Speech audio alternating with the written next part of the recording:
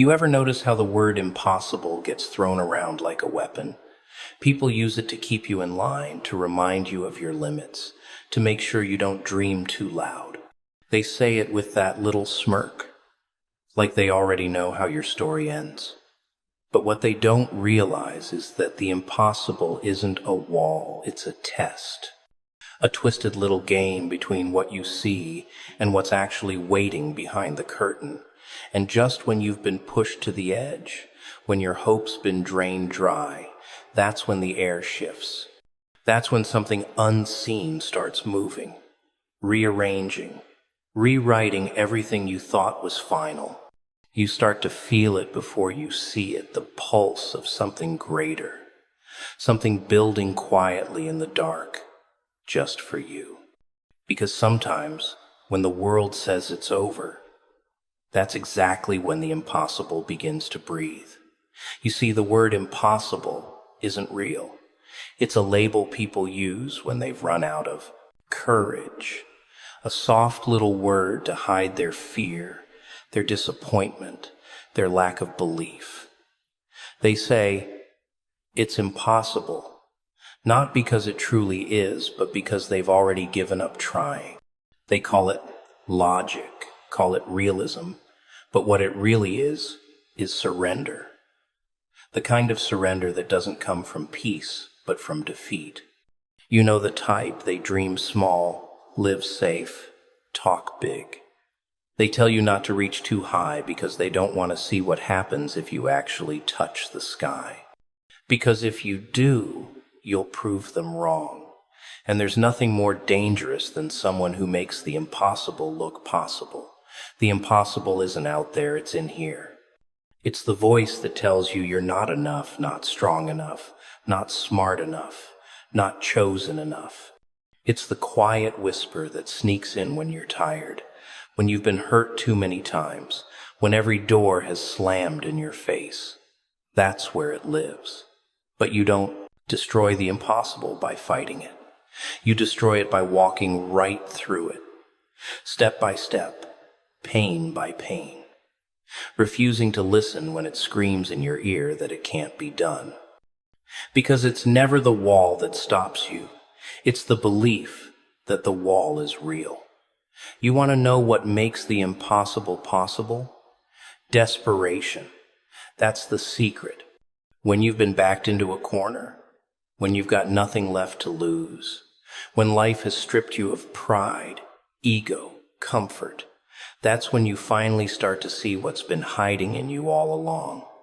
Because only then do you stop caring about how it looks or who doubts you. You just move. You just times do asterisk. You stop waiting for permission and start listening to that tiny, violent voice inside that says, keep going. That's the beginning of impossible turning to inevitable. People don't believe in miracles anymore because they expect them to look magical. They want thunder, lightning, fire from the sky. But the impossible rarely arrives with fireworks.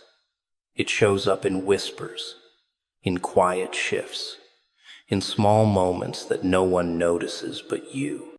You think it's nothing until you realize everything started changing when you stopped chasing and started trusting, because faith isn't loud, it's steady. It's not about screaming, I believe. It's about holding your ground when everything is falling apart, refusing to bow to fear, even when it feels like your soul is cracking open. The funniest thing about impossible is that it always mocks you right before it collapses. It taunts you. It makes you doubt yourself, makes you want to quit, makes you feel like you're wasting your time. And then when you've cried your last tear, when you've stopped begging, when you've finally accepted that you can't do it on your own, that's when the impossible snaps.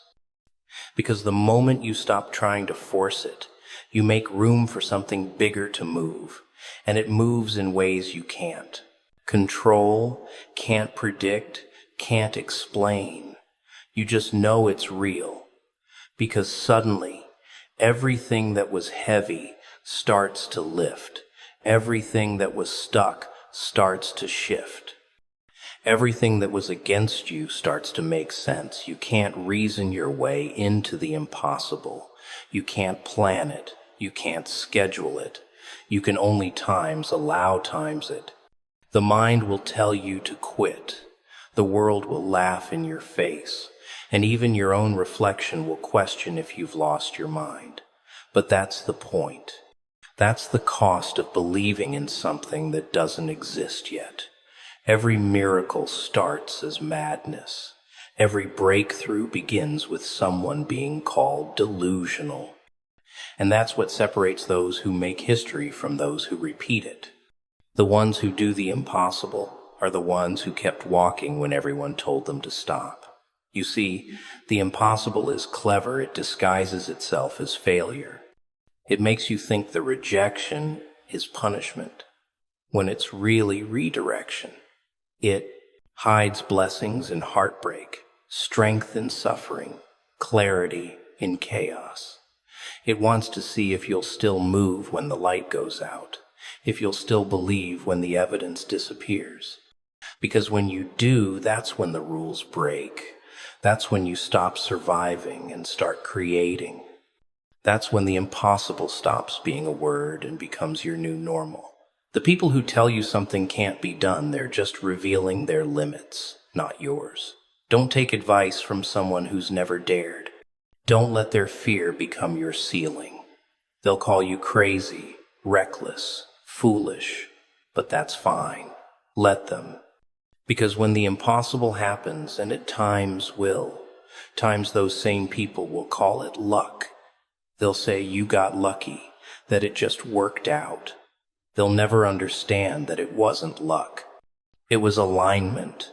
It was patience. It was you choosing to believe when it made no sense. Because that's what faith really is, not hoping for what's easy, but trusting through what's insane. And when that moment comes, when the thing you thought could never happen stands right in front of you, you'll realize it was never impossible at all. It was just waiting for you to believe enough to see it. It's strange, isn't it? How when everything goes quiet, people start to panic. They think silence means nothing's happening. They get restless, anxious, desperate for signs. They start forcing, fixing, breaking things that were already in motion. But that stillness you fear, that's not absence. That's construction. That's the space where the unseen does its finest work. You don't hear it, you don't see it, but it's there, moving pieces you didn't even know existed, because the real magic doesn't announce itself. It doesn't need applause or attention. It just builds, silently, patiently, behind the curtain of your chaos.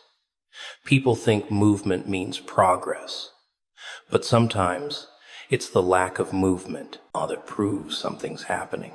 You ever notice how calm the air gets before a storm? That eerie, heavy stillness that makes your chest tighten because you know something's coming? That's not emptiness, that's energy gathering. The same thing happens in your life. Right before the shift, right before the breakthrough, everything goes quiet. Conversations stop, doors close, people disappear, opportunities freeze.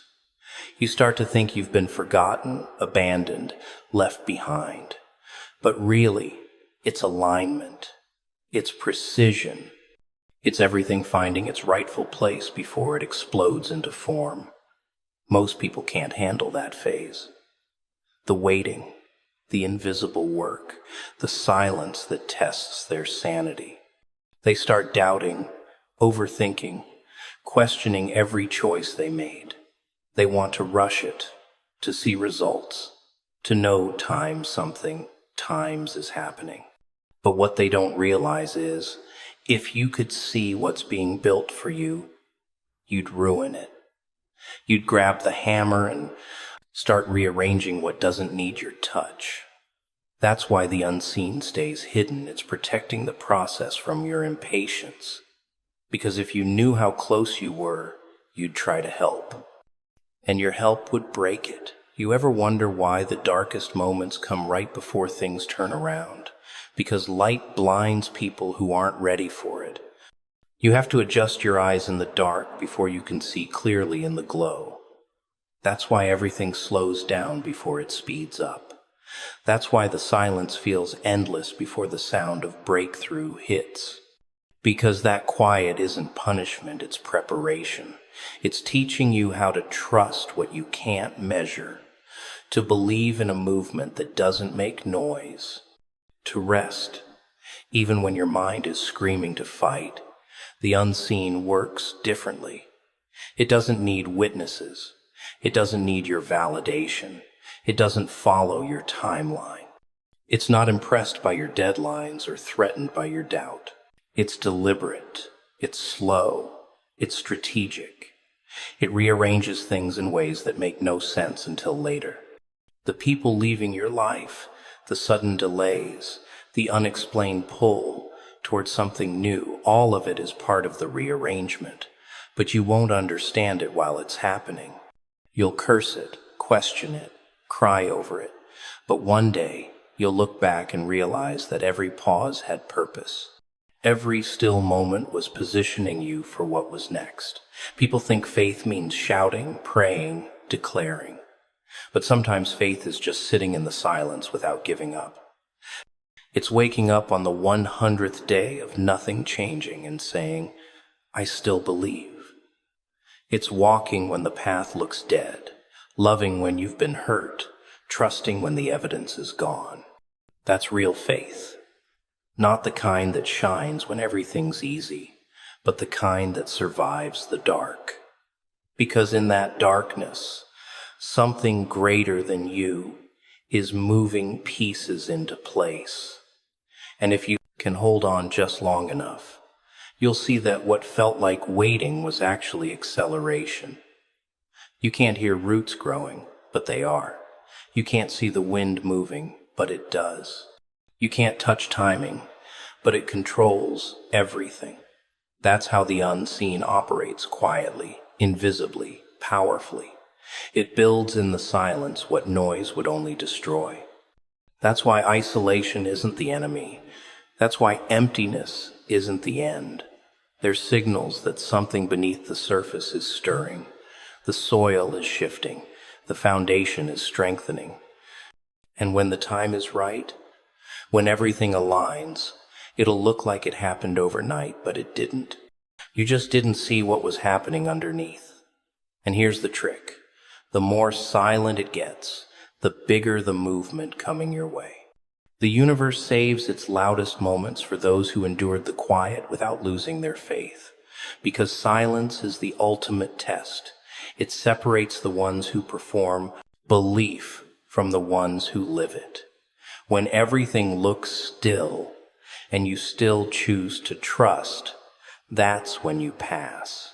That's when the impossible starts moving. You won't feel it at first. You'll wake up one morning and something will just shift. The air will feel different. The weight you've been carrying will feel lighter. People will call it luck, timing, coincidence. But you'll know. You'll know it was built in the silence. You'll know it was always moving, even when you couldn't see it. You ever notice how pressure has a way of revealing who you really are? Not when things are easy, not when the lights are bright, but when everything's closing in on you. When the weight feels too heavy, when your mind starts to break, when every part of you wants to scream, I'm done. That's when the truth steps out. See, people say they want to grow, they want to change, they want to evolve, but they don't want the pressure that comes with it. They want strength without struggle, gold without fire, victory without battle. But the universe doesn't work like that. You don't get transformation from comfort. You get it from the kind of pain that makes you question if you'll ever make it out alive. Pressure is the proof that something valuable is forming. You don't get diamonds without weight. You don't get steel without heat. You don't get greatness without breaking a few times along the way. Every time you've been stretched, every time you've been crushed, every time you thought it was over, that was pressure molding you into someone new. Because there's a difference between those who dream and those who endure. The dreamers talk about change. The endurers' times become times it. They bleed for it. They survive for it. They learn to keep walking even when their knees are shaking. Funny thing about pain, it doesn't ask for permission. It just walks in, uninvited, and rearranges everything you thought you understood about yourself. It takes what you thought was strength and tests it until it cracks. It takes your patience and stretches it until it snaps. And in that breaking, something strange happens. You start to see pieces of yourself you didn't know existed. Anger turns to fuel. Fear turns to focus. Confusion turns to creation. That's the hidden gift in pain. It doesn't just expose weakness. It forges resilience. It teaches you how to breathe fire when everyone else is gasping for air. People think when life falls apart, it's a sign they're cursed.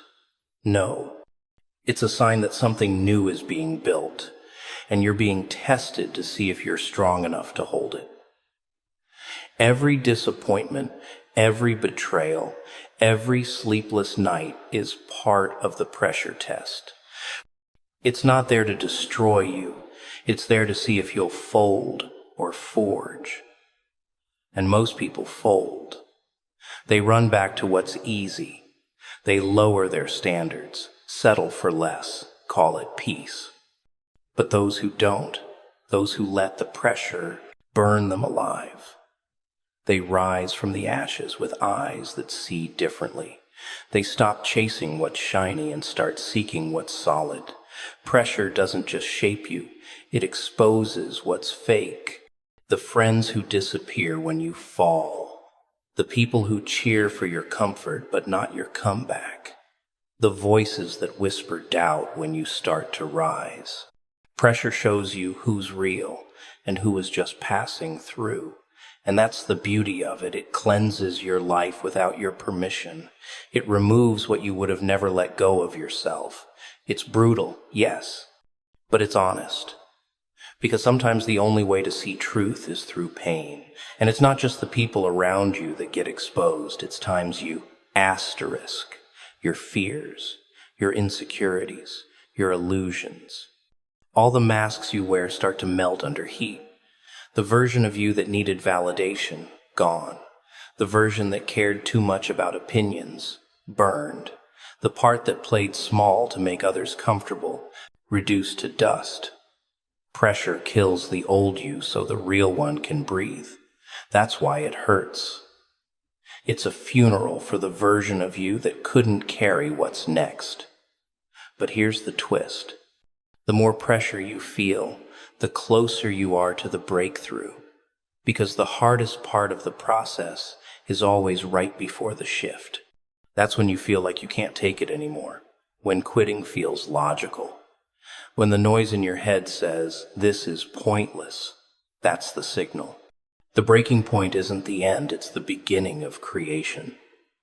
Every star in the universe was born out of an explosion. Every life-changing idea came from chaos. Every miracle you've ever seen started as something falling apart. Pressure isn't the enemy, it's the midwife of transformation. You can't pray for destiny and then reject the process that builds it. You can't ask for purpose and then complain about pain. It's the same thing. You can't be trusted with power until you've survived the fire that teaches you how to use it. That's why some doors don't open when you want them to, because you're not built strong enough to handle what's behind them yet. The pressure you're under right now is the weight training for what's coming next. And when it's done, when the pressure finally breaks, you won't be the same. You'll walk differently, speak differently, believe differently. Because once you've survived the impossible, everything else feels small. So when it gets heavy, When you can't see the way forward, when everything in you wants to give up, remember this. Pressure doesn't come to crush you, it comes to crown you. It's the universe whispering, "You're next." It's the sign that the impossible is about to be made possible. And it's using your pain as the proof that you're ready. You ever notice how silence can be louder than any scream? When people start pulling away, when eyes avoid you, when the ones who swore loyalty begin to vanish like smoke in the dark, that's when you start to understand what loyalty really means. Not when everything's fun, not when you're shining, not when you're winning. No, loyalty's tested in the shadows when there's nothing to gain, when standing next to you costs something. It's in those quiet, empty moments that you learn who was real and who was just rehearsing. People love to shout loyalty until it's time to prove it. They'll post it, preach it, wear it like perfume, but the second things get ugly, they're gone. They don't even say goodbye. They just fade. And that silence, that space they leave behind, it burns deeper than betrayal itself. Because betrayal at least has noise. It has confrontation. Silence, that's cold. That's deliberate. It's the sound of someone deciding you're not worth their truth. And once you hear it, you can't unhear it. You start replaying moments, conversations, laughter, trying to see the cracks that were always there. But here's the strange thing about disloyalty. It teaches you what no book, no preacher, no friend ever could. It shows you that trust is currency, and most people are broke. You start realizing that loyalty isn't about words, it's about consistency. It's about the ones who show up when you have nothing left to offer, the ones who don't flinch when the world turns its back on you, the ones who defend you in rooms you're not even in. You start seeing the difference between people who times your light and those who would stay even if it went out. And suddenly, you stop chasing crowds. You start valuing the few who stayed when the music stopped. You learn that loyalty isn't a contract, it's a reflection. People can only give what they are. If someone betrays you, it's not about you, it's about the limits of their character. You expected a lion from someone who's still a sheep. You gave them trust, and they gave you survival, instincts in return. It hurts, sure, it cuts deep, but it also cleans you, because sometimes the only way to know who belongs in your future is to lose them in your present. Pain does what peace never could. It exposes truth. You don't lose loyal people. You lose pretenders, and that's a gain in disguise. And when you've been betrayed enough times, something inside you shifts. You stop believing promises. You start watching patterns. You stop begging for honesty. You start expecting silence. Not because you've become cold, but because you've learned. You've seen the script too many times. The smile, the comfort, the timing, then the distance. The excuses, the silence. You know the rhythm. And yet, deep down, you don't grow bitter, you grow sharper. You learn to love carefully. You learn to trust slowly. You learn that loyalty doesn't have to be loud to be real. Sometimes, it's quiet presence. Sometimes, it's just someone who doesn't leave when everyone else does. People don't understand that loyalty is a choice, not a feeling. It's not convenient, it's not conditional, it's tested. And the ones who pass the test aren't perfect, but their time's real. Asterisk. They might disagree, they might get mad, but they never disappear. They stay through the fire. They get burned with you if they have to. That's the kind of loyalty that doesn't need words, it shows up in action. The kind that says, I don't need a reason to stay, I just choose to. And when you find that kind of loyalty, you stop settling for anything less. But betrayal, it does something to you. It hardens you, sure, but it also frees you. Because once you've been stabbed in the back enough times, you stop letting people walk behind you. You stop explaining your worth to people who never saw it. You stop opening doors for those who only came to take. Betrayal teaches boundaries. It builds walls, but not to keep love out, to keep parasites away. You stop being available to those who vanished when you needed them most. And that's when real peace begins, not when everyone's around, but when the wrong ones are gone. Loyalty also has a way of coming full circle. The ones you helped when they were drowning, they might pretend not to see you when you're sinking. But life keeps receipts. Time always exposes the truth. The ones who abandoned you will one day need what you gave so freely. And you won't need revenge, you'll just smile. Because loyalty isn't about what they did to you. It's about who you became because of it. You didn't let their betrayal turn you into them. You stayed true, even when they didn't. That's power they'll never understand. So when you find yourself alone, surrounded by silence and ghosts of people you thought were forever, don't curse the emptiness. That's not loss, it's refinement. The universe just did you a favor. It removed actors from a stage that was meant for truth, because loyalty, real loyalty, it's not built in good times. It's forged in fire, in chaos, in heartbreak. And if you can stand through that, if you can look at betrayal and still say, I'll stay real anyway, then nothing can break you anymore. Funny thing about success, everyone wants to touch it, but no one wants to understand what it costs. They see the shine, the applause, the attention, but they never see the blood under the fingernails.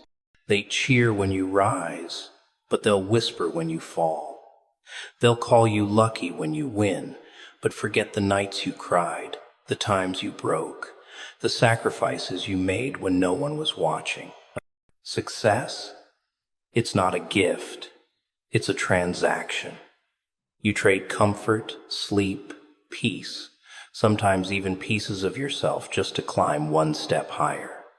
And the cruel part? When you finally get there, the same people who doubted you will pretend they believed in you all along. People love winners, but they don't love the times making times of a winner. They don't love the silence, the rejection, the loneliness. They don't love when you have to pretend everything's fine while your world collapses inside your chest. They don't love when you fail, when you doubt yourself, when you question if all this pain even leads anywhere. But that's the part that shapes you. The suffering, the discipline, the madness, it chisels something raw and unbreakable inside you. You start realizing that success isn't about what you gain, it's about what you're willing to lose. You lose comfort. You lose people. You lose the illusion of fairness. Because this world doesn't reward effort, it rewards endurance. It rewards the ones who keep going after the applause fades. The ones who keep grinding when no one's clapping. You start noticing that the road to success isn't a highway, it's a graveyard. Full of broken dreams, abandoned goals. People who gave up because it got too heavy. And you? You walk through that graveyard every day, carrying your pain like armor, smiling through scars. You stop waiting for the world to understand your fight, you just fight anyway. There's a moment in every journey where it all feels meaningless. You wake up and think, why am I even doing this? That's the breaking point. That's where most people quit. But that's also where success begins to notice you. It hides behind exhaustion, behind fear, behind rejection. It waits until you have nothing left, just to see if you'll move anyway. Because success doesn't come to the strong, it comes to the stubborn. The ones who refuse to quit when it no longer makes sense. The ones who crawl when their legs give up. The ones who whisper, just one more try, even when they're shaking. That's where greatness is born. And then comes the shift. You stop chasing approval. You stop needing validation. You stop explaining your dream to people who sleep peacefully while you're up fighting your demons. You become dangerous not because you're cruel, but because you've tasted pain and survived. You stop fearing failure because you've already met it too many times. You start walking like you've seen too much to go back. That's when success starts moving toward you, not because it feels sorry, but because it knows you've earned the right to stand where others fell. People will tell you success changes you, and they're right, it does. But not in the way they think. It doesn't make you arrogant. It makes you aware. You start seeing how fake most of it is. The smiles, the promises, the sudden interest. You start realizing that success doesn't expose you. It exposes times them. Asterisk. The envy, the greed, the hidden resentment. You start losing people you thought were loyal and gaining strangers who believe in your vision. It's a twisted exchange. You lose hearts but gain purpose. You stop chasing relationships and start chasing alignment. You don't beg to be understood anymore. You're too busy building what they can't imagine. And even after you've made it, the hunger never really leaves. Because success isn't a destination, it's a cycle. The moment you think you've arrived, it slips away. It demands more, always more. More time, more focus, more sacrifice. It's not satisfied with your comfort. It wants your obsession. You wake up every day and realize you're back at the bottom of a new mountain. You might have climbed higher than before, but the climb never ends. And somewhere deep down, you stop hating the pain. You start craving it. Because it reminds you you're still alive, still fighting, still becoming. People will watch you glow and assume the light came easy. Let them. They'll never understand the cost. They'll never see the tears that watered your growth. They'll never feel the emptiness that followed each victory. They'll never know how close you came to quitting. But that's fine, because success doesn't need to be explained, it needs to be earned.